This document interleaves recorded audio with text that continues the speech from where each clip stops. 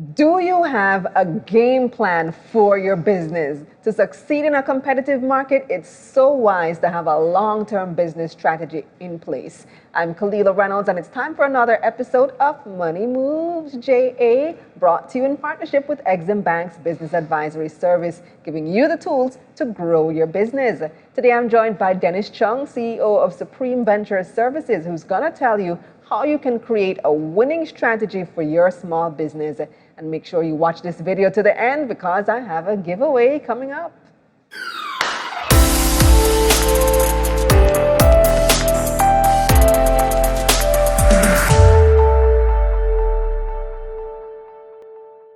Hi, Dennis. Thank you so much for joining me. I know you're a very busy man. You're not always here for your career. I know. And it's actually because of you. You gave me an idea some months ago when we were speaking, when you were just launching Supreme Venture Services of the Small Business, Medium Business Hub. You said, I need a strategy. And that gave me the idea not only to create a strategy for my business, but for the content for this session today. So tell me, what is a business strategy? A strategy is really a plan laid out as to how you're going to get to a destination. So if you think about going from here to Ligani, for example, your strategy would be how you're going to get there. Am I going to drive? Am I going to walk? Am I going to ride a bicycle? What do I need to support the car? Do I need a driver? Am I going to drive myself? Is it more efficient for me to go on a bicycle? Because your preferred mode of transportation. My preferred mode of transportation, because I don't have the cost of the gasoline. However, if I go on a bicycle, is it going to rain? Mm-hmm. So your strategy takes into consideration also your environment, right? And what are the challenges you're going to face along the way? And what's the most efficient or most effective way of getting to that destination? Right, so that basically is what you outline in a strategy. So how is this different from a business plan? Because we're taught that you need to have a business plan. How is the plan different from the strategy? So a plan really is the product of it. So you're basically coming up with something that says, okay, this is my strategic plan. So I've developed my strategy, and at the end of the day, I have a document that says this is a plan of how I'm going to execute that strategy, right? The strategy is a living, breathing thing, So it's actually the road to get there. The plan is saying this is what I have in terms of my plans to get there. Is this something that I need to write down on paper, or is something I have a vision in my head that I want to execute? It's always best to write it down, because when you write something down, greater objectivity comes out. When something is in your head, it tends to change with emotions sometimes. True. And you want to get rid of the emotions.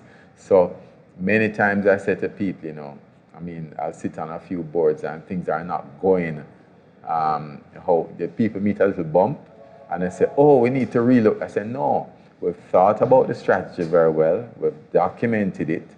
We have considered that these things might happen. So let us go along with what we said. And you also want to remember what you initially planned and envisioned for the company. Exactly. And once you have a strategy, it also sets a benchmark for you to reach towards. So is there like a template that you use, or is just something that comes from your head and your heart and you write it down? Well, there are various templates. The one I love in starting to develop the strategy is the business canvas. Business canvas. Tell me about that. So the business canvas, people don't really do business plans anymore. People do start with a business canvas. So your business canvas is really looking on one sheet of paper or one electronic form, everything that you need. So it has a section for customers, it has a section for product, it has a section for marketing or channels, it has a section for costs, it has a section for revenue, right? And the idea is that you have all of this on one whiteboard or chalkboard or whatever, and you fill everything in. And that gives you an idea of how everything comes together. So how does my revenue relate to my channels? How does my channels relate to my customers? How does it relate to how I market? You know, that sort of thing. So that is what the business canvas is. And I find that that works very well. In fact, while I was at the PSOJ, we had developed the business model competition with the Development Bank of Jamaica that actually worked with university students using that business canvas model to develop various businesses for them. And it works very well. I love it. I mean, I use it, for example, to develop the business hub. That was what I used. I just called everyone to a meeting. And that went from idea to implementation very quickly. And that is what the business canvas does for you, right? So when you're developing your strategy, the business canvas, you just sit down with it and all the ideas will come up because you see the linkages right there. You don't have to have one section for your financial reports, one section for marketing. No, everything is there. And then once you complete your business canvas, you just write out your strategy. Okay, so we can just go on Google, type in business canvas, and we can find some templates for that. Yeah, man. All right, so we'll drop them in the description box below. You can check that out and link it on the website as well. So give me an example. What's a basic business strategy that we can use? A basic strategy is saying, you know, how am I going to deal with my competitors? Or how am I going to deal with markets? So again, coming to that business canvas, everything that you do to address everything on that canvas is a part of your strategy, right?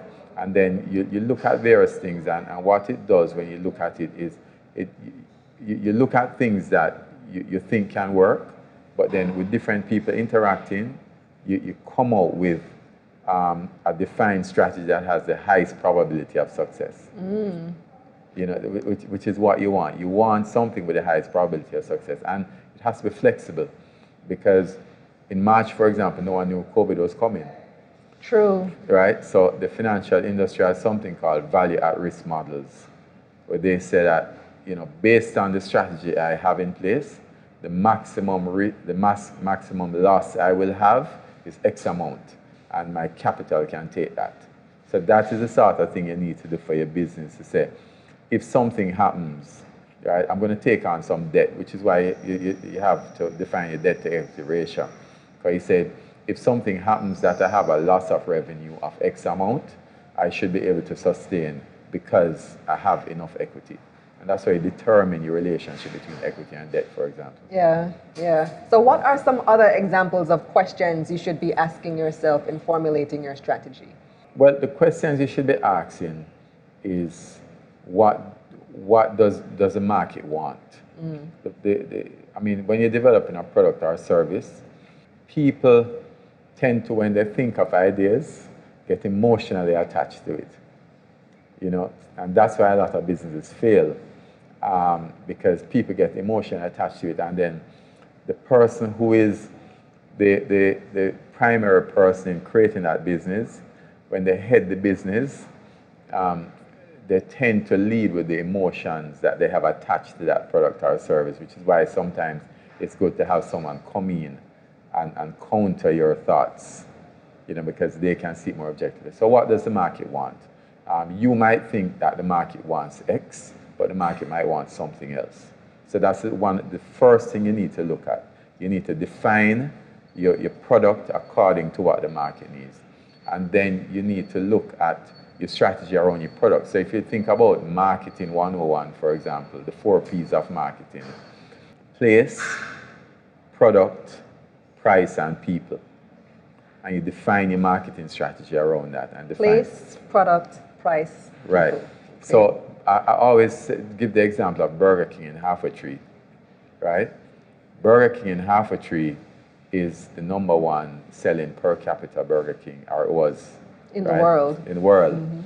The reason for that is because when you look at fast food industry in Jamaica, it's different from the US, for example. The fast food industry in Jamaica is built around the market that we have here, as opposed to the US. So in Jamaica, 60 or 70% of the traffic walks. In the US, they drive. So the stores here in Jamaica are bigger and accommodate more dining than in the US stores. If you look at, for The example, drive-through, KFC, right. They have a bigger drive-through, right? So those are some of the things that you need to look at in developing a strategy, environment, and then you need to look at your resources. I mean, it makes no sense trying to build a building for $100 million when you only have $10 million. You know, so you need to tie all of that, which is where the cost and the revenue comes in. You know, and so you tie all of that together on your business canvas. So each section of it will tell you what strategy you need to focus on in each segment. All right, thank you so much. You've given us gold, Dennis. And this is just the starting point. So you can find some more links to resources in the description box below and on KalilaReynolds.com. So before we go, Dennis, you need to give us a question for our audience. What I would ask the audience is, what are you doing in your strategy to ensure that you're ready for the changed economy after COVID? Because things are going to be different. You know, so what are you doing to adjust to that? Okay, so answer that question in the comments on Exim Bank's Instagram page at EximBankJA, and you can win yourself a lovely prize. Obviously, it's not a yes or no type of question, so the best answer will win. Exim Bank will choose the winner. And here's a recap of Dennis's main points. A good business strategy is flexible. A business canvas is a useful tool for planning. Assign someone to monitor the success of your business strategy. And it's important to find out what your market wants and to define your product according to what the market needs. As a small business owner, consider creating and executing a sound business strategy that's tightly tied to your vision. This will help with the long-term success of your business. That's it for this episode of Money Moves JA, brought to you in partnership with Exim Bank's Business Advisory Service, giving you the tools to grow your business.